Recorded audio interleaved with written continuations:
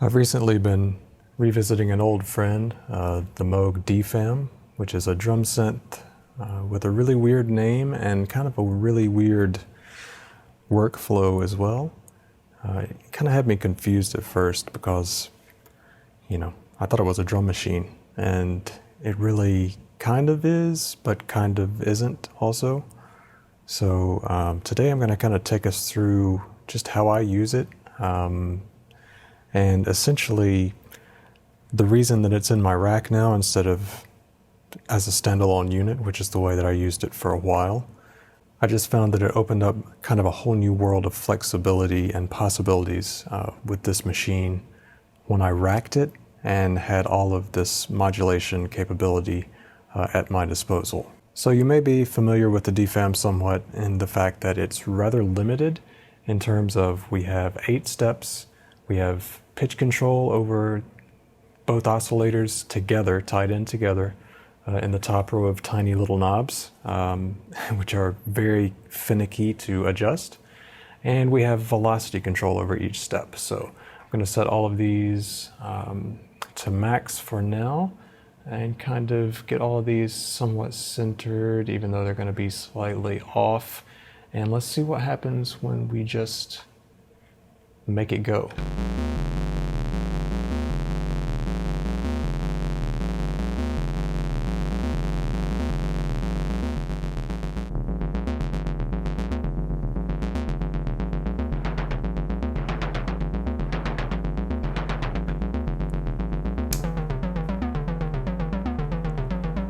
This switch essentially sends either oscillator 2 or both oscillators together to our pitch knobs.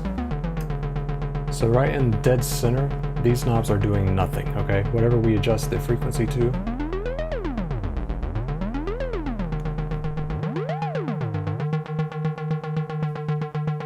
For each oscillator is what we get.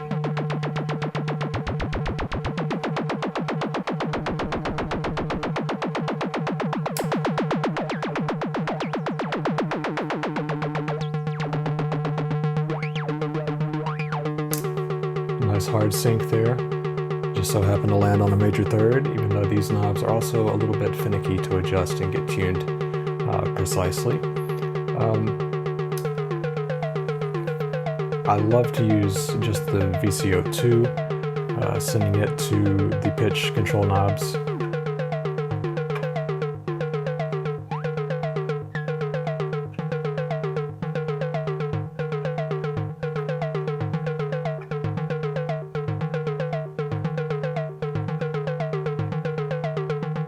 Okay, so that is how you can use the DFAM by itself, not using any of the patch points here, not using any external modules to do anything.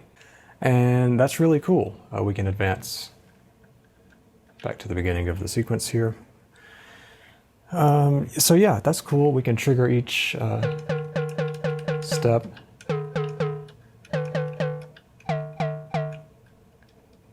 Individually. Which is going to come back into play when we start using this with an external sequencer, which is what I would like to move on to now. A way to really expand the DFAM, because you are limited to 8 steps. It's going to run through its 8 steps and then it's going to repeat. You can turn some of them off, different velocity levels, different pitches, but that's pretty much it.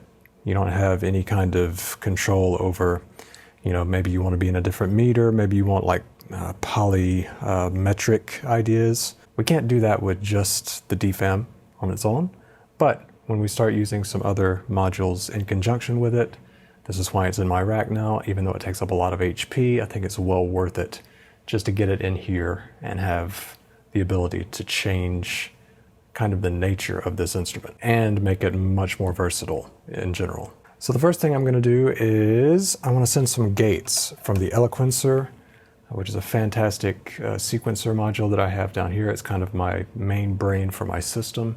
And I'm going to send a gate out of track A to, let's put this one into the, where is it? I lost it. Trigger. How about that? Yeah. Okay. And then I'm just going to fill in some steps. And let's see what happens when I hit go.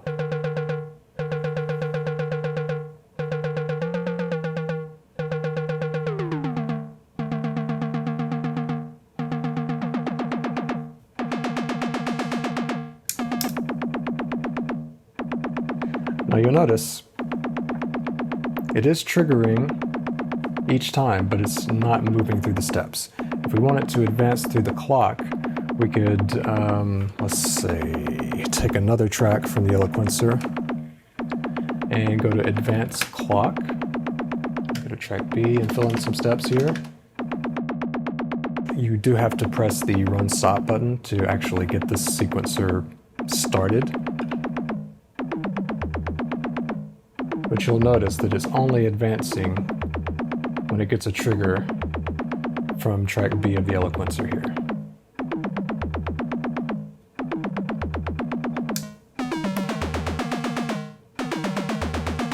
So already we've kind of created something that we could not with just the DFAM by itself, right? So that is pretty cool. So personally, I like to think of the DFAM as less of a drum machine and more of a groove machine. What it's great for is recording these kind of weird evolving patterns and then recording those, chopping them up in your DAW or in your sampler, whatever sampler you happen to prefer, and then just going to town using those kind of chopped up elements from it. I love using the DFAM in that way. Also just creating an interesting loop that just, you know, continues to loop and evolve. It's really great for that and can be a really inspiring tool. Okay, so I've got a crazy sequence running right now.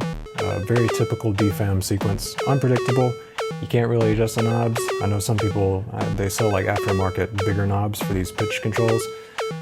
You would still be hard pressed to tune them perfectly on the fly in a performance or something. So let's say that you wanted to like tune this up a little bit, make it a little bit more musical, more usable in like, you know, a musical context with other instruments. I have the Ornament and Crime here, which is going to be taking some CV out of this LFO. Turn this down a little bit. Going to be taking some CV out of this LFO. And I'm sending that into the Ornament and Crime. It's going to get triggered by track C, so I'm going to just give it some trigs. So you can see that happening maybe, kind of, sort of, in my alternate angle here. Yeah, so it's going to be sending out some quantized voltage, which I'm going to grab a longer cable. And I'm going to tell the DFAM to ignore these knobs entirely by switching this switch to the middle. So it's not telling, these knobs are not telling either oscillator to do anything. But what I am going to do is take this quantized CV, which I don't know what my scale is here. I'm going to choose something, how about Phrygian scale, mode, and I'm going to take that, plug it right into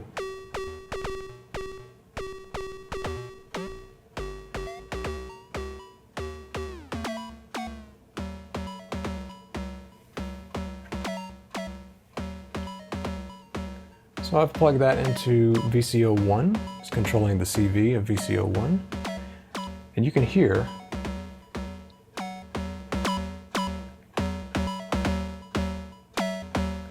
now everything is overlapping in a weird way, which I actually think provides a lot of interest to the sequence. And that's because track A of the Eloquencer is just telling the DFAM when to trigger, okay, right? So could throw a few more of those in there. Could adjust the probability.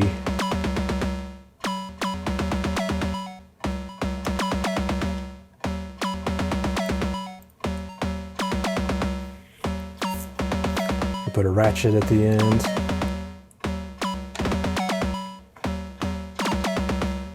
And change the probability that it's when it ratchets. Love the Eloquencer for that kind of probability, chance, bit of randomness that you can kind of have some control over, but still sounds kind of random. But anyway, getting back to my original point, track A is just telling the DFAM when to trigger. Track B is telling it when to advance through its own sort of step sequencer, which, you know, I just realized that doesn't even matter because we have the switches switched off. What if we switch them on? So now it's reading pitch information from its onboard sequencer and from the ornament in crime, or oscillator 1, and triggers from the Eloquencer, as well as the velocity from here. So there's a lot going on. You see it can get really complex really quickly with just a couple modules.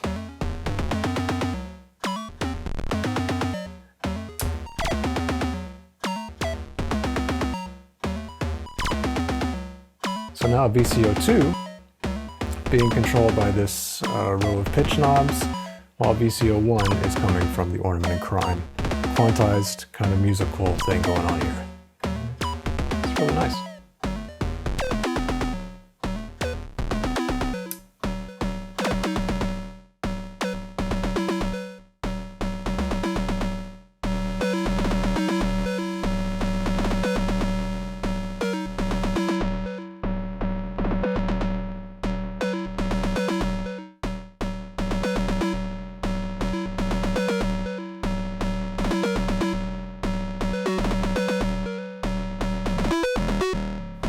Now I have hard sync going on.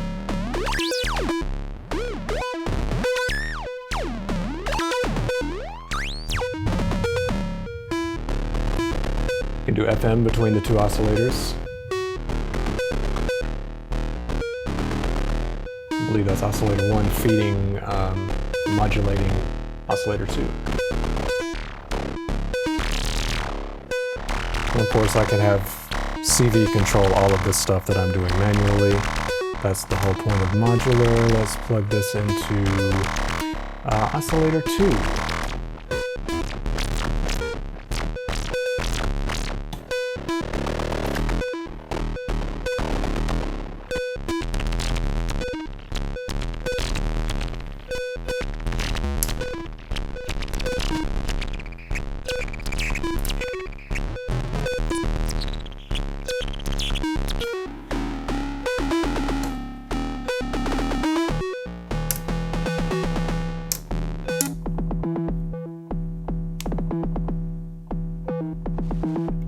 So, let's say we have that sort of interesting sequence going on that we just came up with on the fly. How about we do some other things that I just enjoy doing with the DFAM, which kind of turns it into, again, less of a traditional drum machine. That's kind of the beauty of it. And into more of like a groove machine.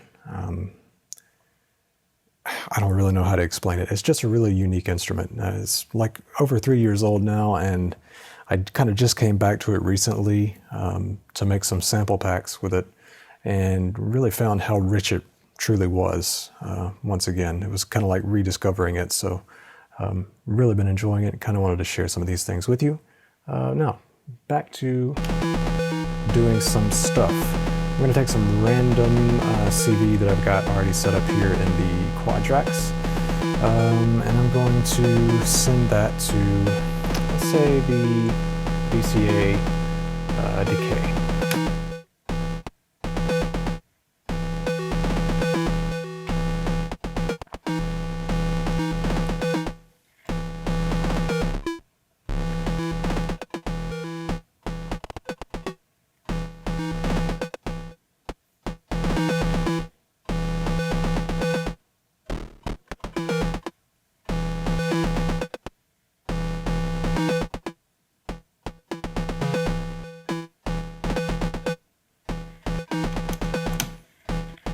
About the VCA CV.